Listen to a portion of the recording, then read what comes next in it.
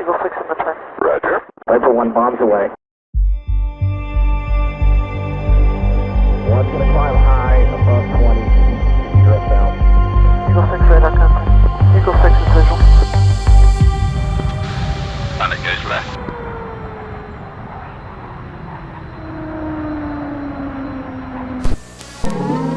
Well, hello and welcome back to the DCS SITREP, the news show on all things DCS World, which is the world's premier combat flight simulator for the home PC right now, and it's brought to you by Eagle Dynamics, and I'm your host, Prickly Hedgehog. Today we're going to talk about those amazing looking screenshots from Orbix regarding new textures, summer textures that is, for the Kola Peninsula, which I'm very much excited about. We have a summer sale going on right now, which is too good to miss on the goodies there, so we'll talk about that to begin with. And we'll also wrap up the show with the instant action generator system that ED is going to introduce, which I think is a stroke of genius. So we'll talk about why in just a sec, but let's talk sale as we wind down the summer here in North America and start prepping for autumn, which where I'm living in Minnesota, it gets pretty chilly, so it's a good time to be indoors and doing some flying.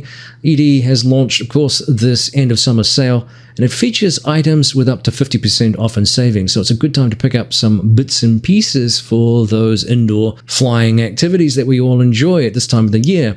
Now, the list of products is understandably extensive, so I'm not going to go through every little item, but some highlights include things like 35% off modules like the Tomcat, 30% off maps like South Atlantic, and also aircraft like the Viper and the Hornet. So fantastic modules, all three of those aircraft. Big savings there. The Tomcat doesn't typically go on decent sales like this, so it's worthwhile picking up if you don't own that and you've always wanted to, because then you can bundle it too with the Super Carrier module. This is a great time, like I said, to combine when I mentioned that your savings and pick up maybe an aircraft, a map, a campaign, or some other module that you want to use, like the Super Carrier.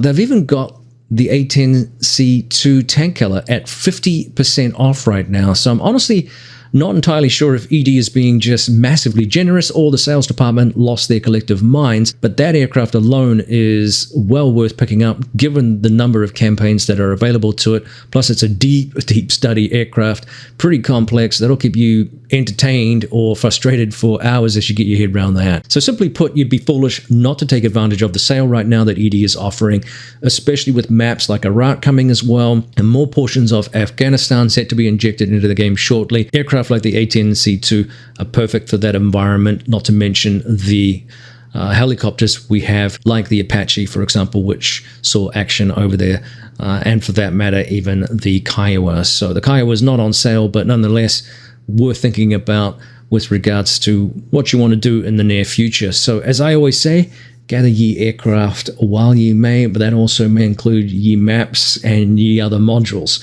Right, we've talked recently about improved features for ED's TDK system or Terrain Development Kit recently, and the team reminded us that Orbix is set to unleash improvements to the summer textures and a planned update coming pretty soon here.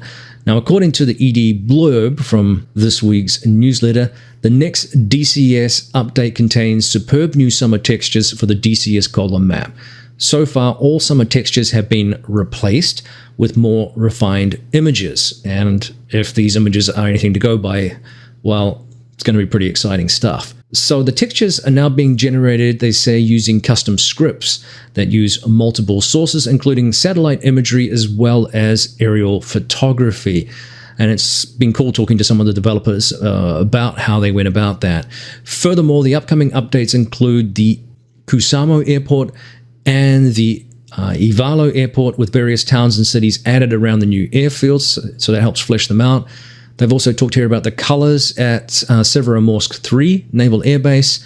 Monzhigorsk and Severomorsk 1 have also been updated. So that's really exciting. Yokmok has been reworked too. Now, forgive me on any of the pronunciations here. So stay tuned for the next update and make sure you update your DCS so you can enjoy these fantastic enhancements. Now, as I've said we really are starting to see more improvements in the general scope of capability or capacity of map development with DCS World, and it's extremely promising. While the eye candy is always pleasing to experience, the real enjoyment, of course, can only be tested in terms of performance and playability, which blends into our discussion from last week about multi-threading. Now, before we get into that a little bit, and with regards to last week's topic, I've got to start with a correction and an apology. The FPS Guardians rightly pointed out, and very quickly pointed out, that I was in error when I talked about our eye's inability to detect more than 60 frames per second. Now, this is something I always had assumed based on my understanding of the way cinematic recording is done and replayed. My wife and I are huge film buffs. We love analyzing and discussing film, and there are certain types of what they call the soap opera effect, where everything's just a bit too crisp and real. It destroys the cinematic effect, right? Now, that's a little bit of a different process than what we're seeing in our computer gaming. So without diving too deep into this pretty complex topic, I want to again remind everyone I was in fact incorrect, and I want to apologize if there was any confusion about perpetuating a myth that some people accuse me of doing. So that wasn't my intention, but obviously I was wrong. So therefore the intention kind of is irrelevant. I was just factually incorrect. So the human eye, therefore, yes, it can detect more than 60 FPS. In fact, it can detect quite a lot more than that. So that's the simplistic answer. But when it comes to the game, FPS hunting alone isn't a measure of the DCS game engine's performance metrics. It's a little bit more complicated than that, especially when it comes to simulation games like this. It is FPS that is something of a golden egg in gaming, with low latency response times, highly desirable, especially in competitive FPS environments. But again, DCS is a slightly different ecosystem, starting with, for example, its proprietary game engine, which, as we know, wasn't assembled in a time of the powerful hardware that we have today. So firstly, I don't want to say that there's anything wrong with FPS per se that you're trying to get with DCS, but I could get really high frame rates but run no shadows and have everything looking pretty flat and washed out, if you like.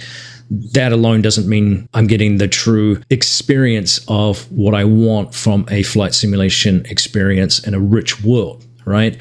So most of us really are looking for some sort of sweet spot for enjoying as much visual wealth that the game can provide, while also still getting pretty high frame rates. So it's always a little bit of a compromise, and that is based on what our PCs can effectively render given the limitations of the software. So what you traditionally do when you plug in the game with a brand new rig that you've just bought with all of this power is you crank everything up to 11, you turn off the cockpit mirrors while taxiing, you clutch your magic talisman, and you hope for the best as the GPU and the CPU temperatures start to climb to roast chicken cooking temperatures.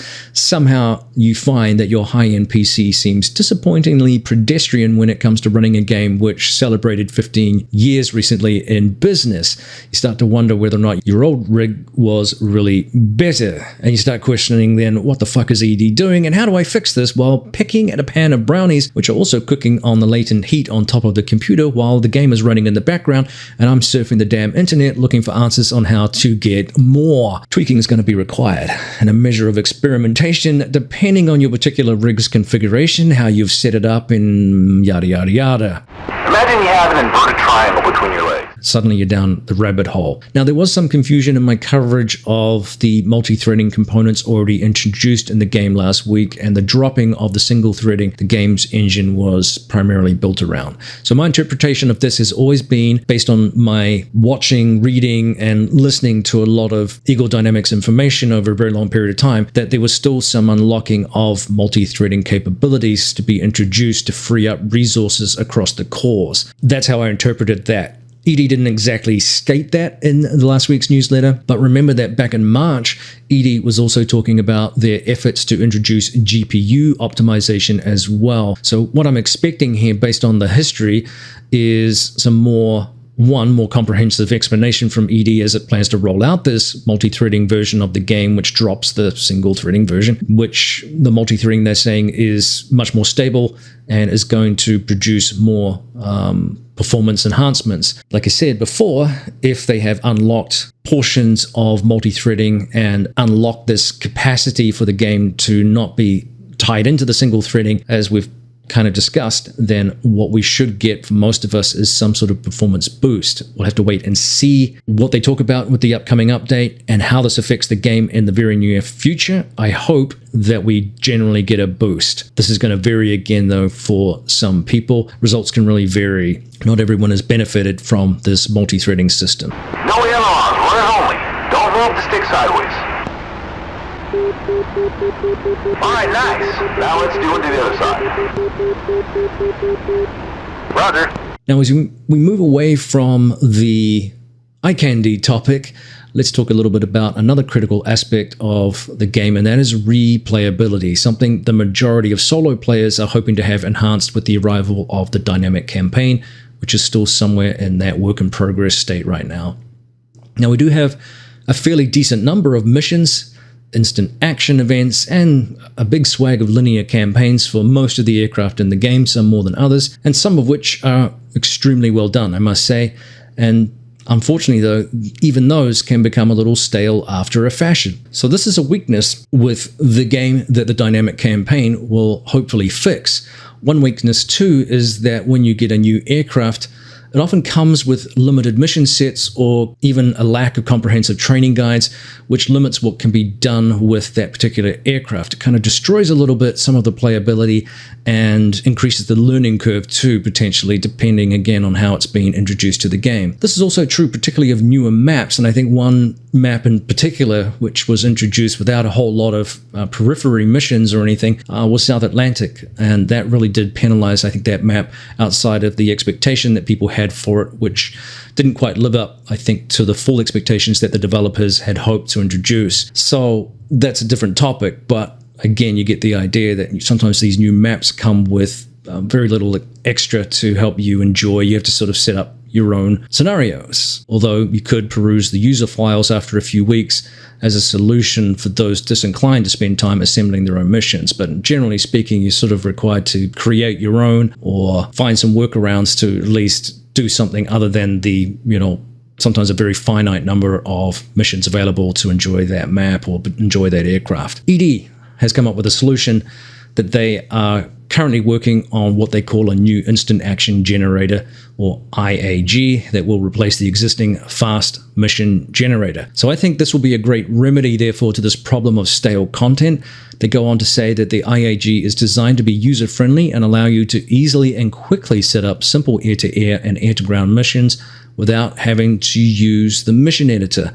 The primary objective of the IAG is to allow more mission content in an easy-to-use interface. So missions can range from simple dogfights to bomber escorts to close air support missions and much, much more. So really cool idea.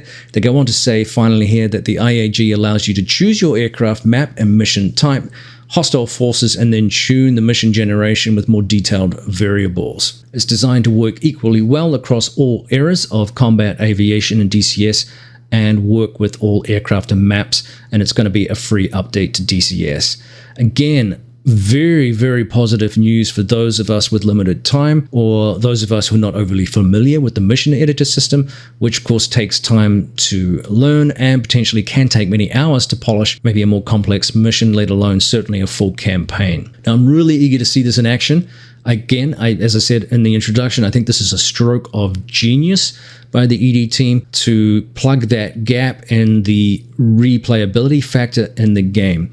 Now, regardless of the sheer complexity of some of the modules, which alone can be easily a game within themselves, not everyone enjoys spending hours learning the deep study sim portion of the game. They want to be able to fly, they want to be able to shoot, drop bombs, and all the rest of it after they've put the kids to bed for an hour or so before they too need to hit the hay before work the next day. So stay tuned on that. I think it's a really good function, and if it takes some of the work out of creating missions that are really playable and fun and fast, then that has got to be a good thing for the game. So well done, ED, on that. Hopefully we'll see that in the game in the very, very near future. Okay, nicely done. You can do it again if you like, and let me know when you're ready for the next exercise. Well, now that I've mentioned the dynamic campaign, people are going to ask, well, where is it at? Prickly, I haven't heard anything. Is ED still working on it? Well, comments that I saw during the end of summer sale video hinted perhaps it's coming along pretty well and that it could be here soon. These are obviously very broad brushstroke type statements from content moderators in the DCS environment.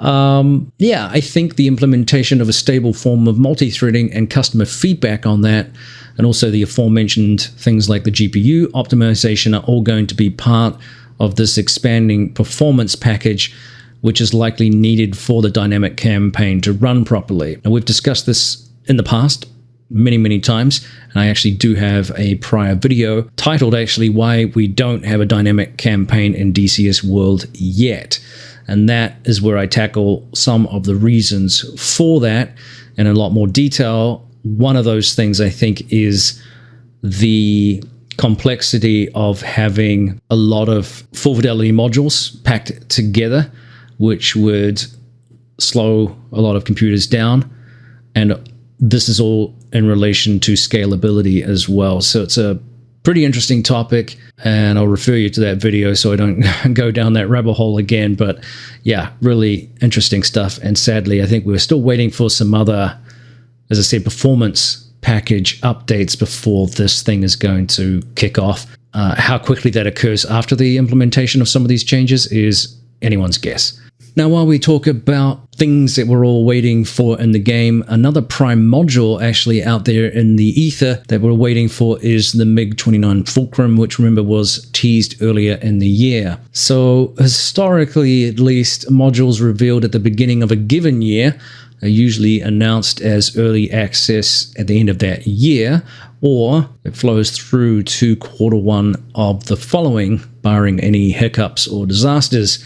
So it's possible then we'll see something of a bit more digestible information as an announcement later this year in Q4, which is not far away, with a possible release date for early access either at that time or, as I said, in early 2025.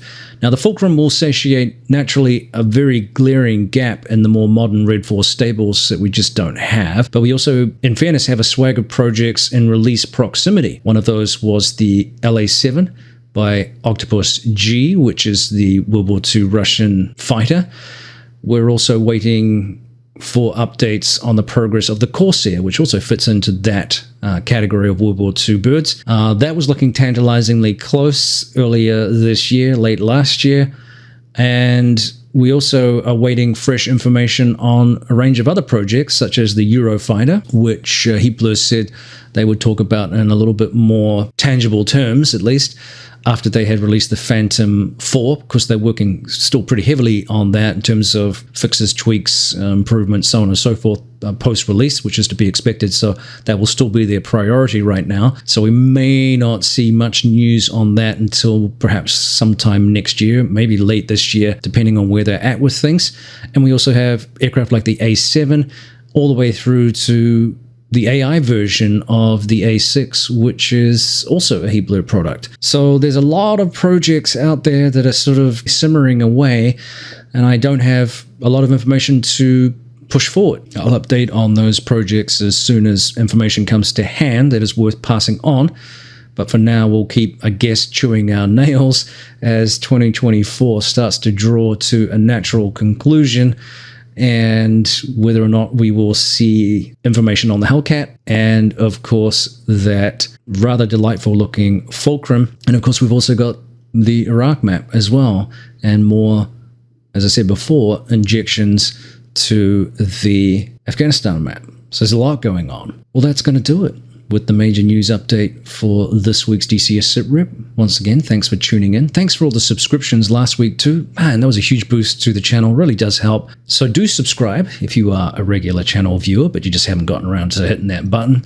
I really appreciate it. It helps the channel chug along.